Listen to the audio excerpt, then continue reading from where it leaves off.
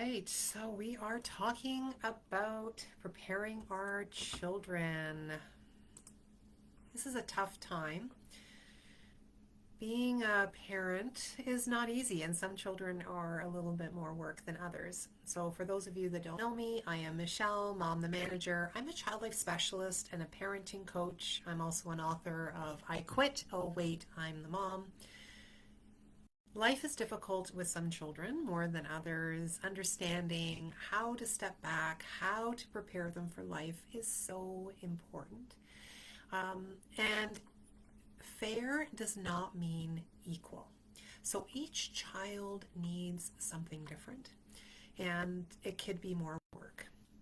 When you're looking at the skills where your children are at, the other thing you want to think about is who they are.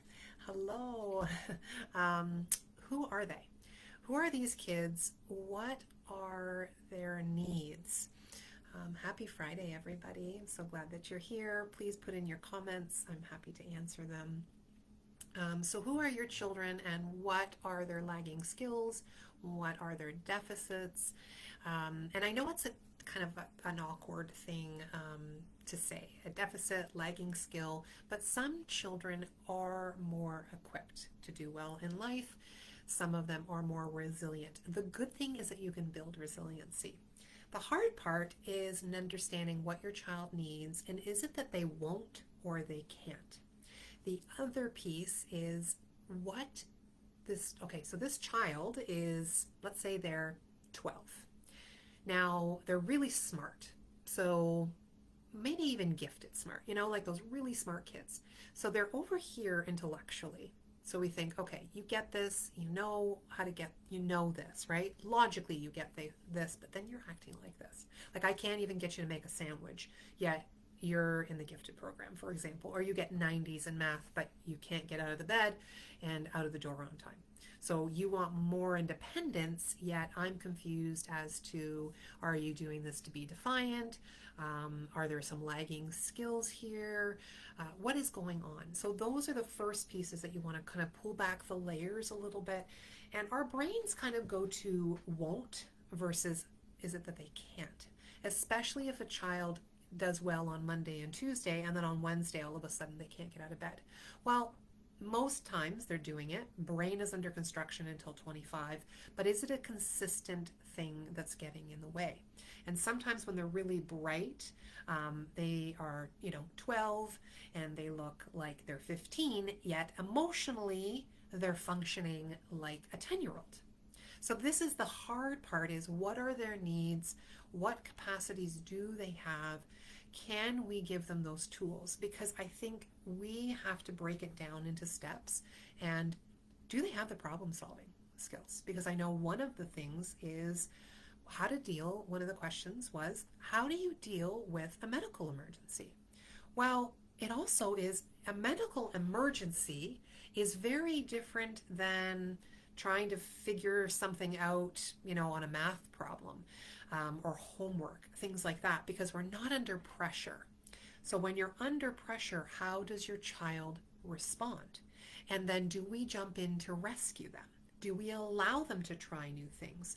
Or do they just panic and then in the moment we're trying to figure out what's going on, then they've calmed down and we haven't gone back to talk about what was going on in that moment for you? Because there are some people that everyday life, they're kind of anxious, maybe a little more cautious, not so great at problem solving, but when there is an emergency, they just go into, this is what I need to do. I understand this, right?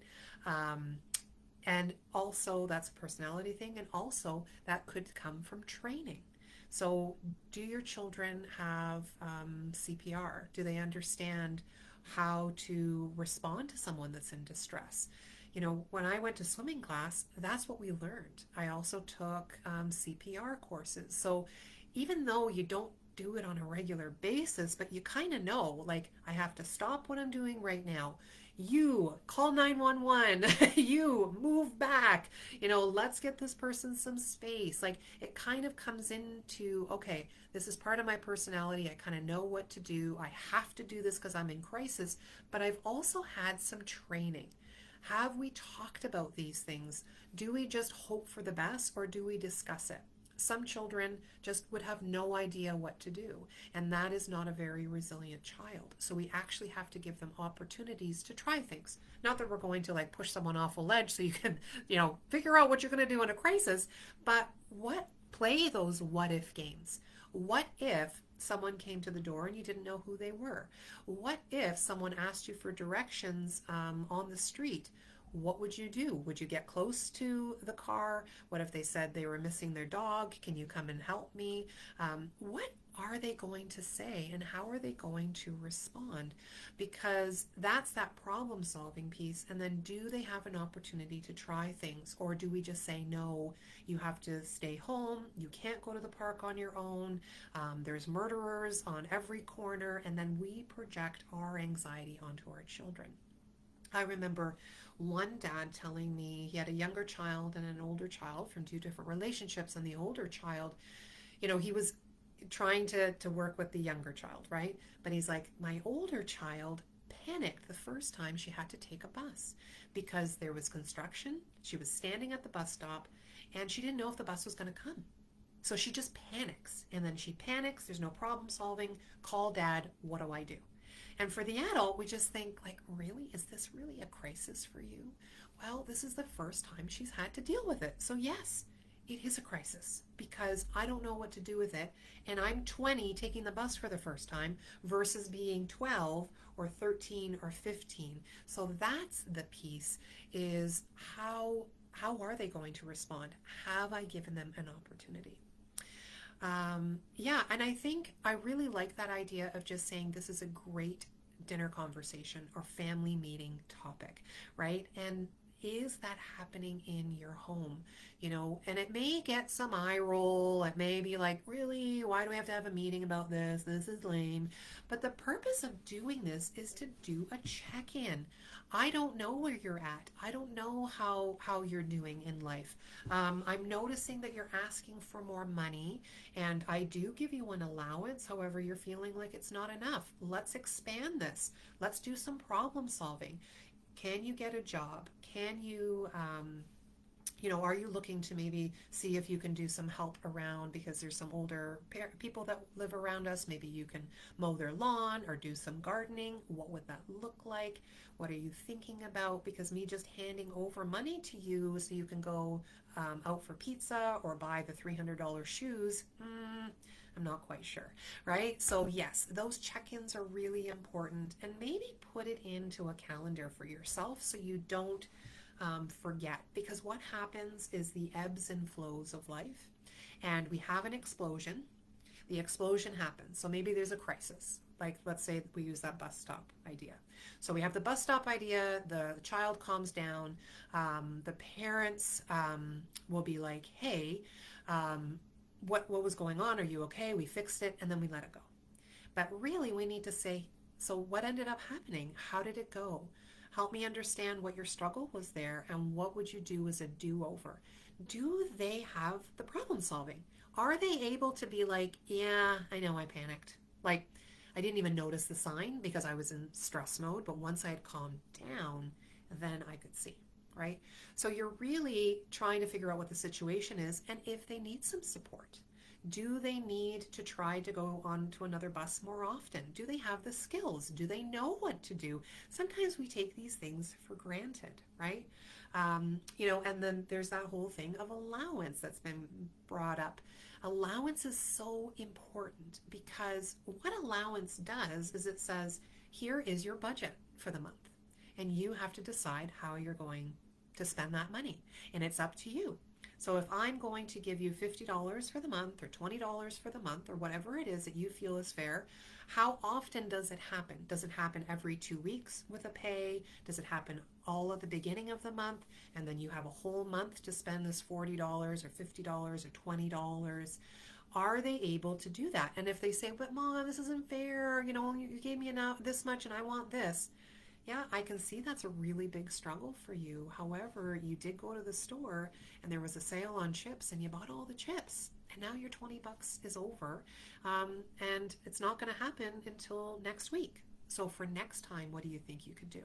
what would be a do-over. So you want to validate where they're coming from, and acknowledge, yeah, that kind of sucks. Instead of, I told you so, this is exactly why I don't give you money, this is exactly why I don't think that you're responsible. Instead, when they fall down, help them get back up again. Let's do some problem solving. But essentially what you want to see is their perception of what they think is the problem. Do they see this as an issue? Because they value things very differently than we do. They are smart, but they are not adults. So they may not value a clean room, but they do value going to the park or hanging out with their friends. So when your room is clean, and are we altering our expectations, not lowering them, but maybe their idea of clean is not exactly what we would want, but can we be flexible?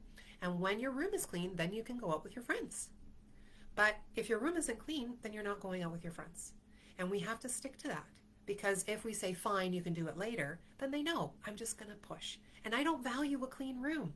But what I do value is my friends. So you want to look at what their value system is. My son asked, but he doesn't do anything. But he doesn't do anything to help. So I'm not quite sure what that means, if you can clarify. He told me this morning he wants to start a cleaning business, $10 to clean the whole house. Okay, so I mean, let's look at that. So $10 to clean the whole house. I mean, I am taking that deal. That's a great deal. Does he understand what that means? And what does the whole house mean to him? Maybe it's like, well, I'll clean my room and I'll clean the front foyer. What does that actually look like? And let's sit down and do that. Because if you want to clean the whole house for $10, I'm into that. But what is this? What is the expectation? And let's take a look at what that means, right? And do they know what products to use? Do they understand what clean is? What is your expectation versus their expectation? And maybe we do this in a smaller chunk. So I'll give you $10 for this room and this room. And let's take a picture of what the end result should look like, so they understand this is the end result versus what I think is clean. They may need some steps to be like, clear all the garbage out of the room. We are organizing this piece. Are we dusting? Are we vacuuming? Are we washing walls? Are we washing floors? What cleaning product are we using? Or are we taking a little tissue and wiping some dust away? And they consider that as clean. So I think that is something to take a look at. And how old is the child? What are their expectations? And if they want to help, then let them help. If we're like $10 for the whole, you're not going to do a good job. You don't know what you're talking about. Instead, saying, wow, like the whole thing is a lot of work. So I'm really proud of you for wanting to do that. But let's make a list for each room to look at, what does that look like? And what's reasonable, and how long is this going to take you? Because if I'm paying you $10 per hour, or am I paying you $10 for the whole job? And do they feel it's fair? Because he may be like, yeah, I'm going to do it, and $10 is what I want, and it's going to take the whole day for me to do it. And you think, $10, like, this is crazy. So open up conversation. Let's talk about it. Let's try it, and then go from there. And I love that your daughter then chimed in to be like, I want to do the vacuuming and the dusting. I mean, for $20, if you can get your kids to clean, why not? I mean, good for you. And why not go with this and say, hey, I've got kids that are interested, but sometimes our brain takes over and we see all the issues. You're going to be fighting. This isn't going to go well. You're going to do a half-assed job, and then I'm going to have to step in. But let's focus on the fact that they want to do it, and let's work on it together. This may take more than one conversation. This may take some trial and error, of course, right? So let's talk about it. Let's make a plan. And would they need checklist? They may need a picture of what a clean room looks like, but let's try it and acknowledge the effort, acknowledge the fact that they want to try, and try not to get your own anxiety and your expectations to get in the way, because the effort is what we want to focus on. Now, I'm not saying you just let them do like not a great job, but on the same hand, let's talk about this, and let's teach them how to do something. So I'm okay with this, but I've never actually showed you how to wash the floor, or I've never actually showed you what cloths would be helpful. So I'm okay with doing this, but we can write this down, or maybe we can take pictures of the process so you can have like a slide screen of what to expect. This is the kind of stuff that we can do for anything, for getting the door out of the door on time. Homework is overwhelming. An emergency happened and it didn't go well. Let's talk about it. What could we have done differently? Do they need some more training? Do they need a checklist? Do they need more practice? But essentially, we want to give opportunity. When a child comes to us with ideas, let's listen to understand instead of responding. Or we want to jump in and justify and say, this isn't realistic, that's not going to happen. So instead, let's work with our child's skills, understand what they need, what are the systems in place that they need, and why are they struggling? And if they're not struggling, if they are struggling and they're not coming to you, that's another conversation. So we need more of the check-ins, more of the family meetings, and just more faith in them to say and notice when they do well. Because what tends to happen is you're sitting down with the kids, they want to hear, they want to feel heard, and then we don't really listen to them, right? Because they're being sassy or they're being rude. So how are we coming together? This may take more than one conversation. I'm good to listen to you, but I'm not okay with you raising your voice at me, or this seems like we need to put a pin in this right now and come back after dinner to talk about it, or I want you to go and write down some ideas and then we'll come back. We want to build our children up for life. Some children need more support. Some children need more systems. Everybody needs systems. Everybody needs support, but some children need more. So those kids that are struggling, what we tend to do is we protect them more. They need more opportunity to try. They need to be on their bikes and going out to the park and understanding what it means to come back on time and how to interact with people. They need more practicing, but that means that we have to teach them how. Okay, I hope that was helpful. Thank you so much for all your great questions. I can't wait to hear how this clean house works out, because I think that is amazing. And write the things down that you're concerned about for your children. Bring it up in conversation. Use the news or movies or books and things like that to kind of use as an example when things don't go well, or you find out about some high school kids that your kids are friends with that it didn't go well. Let's talk about this. Let's talk about what's underneath there. What would you have done?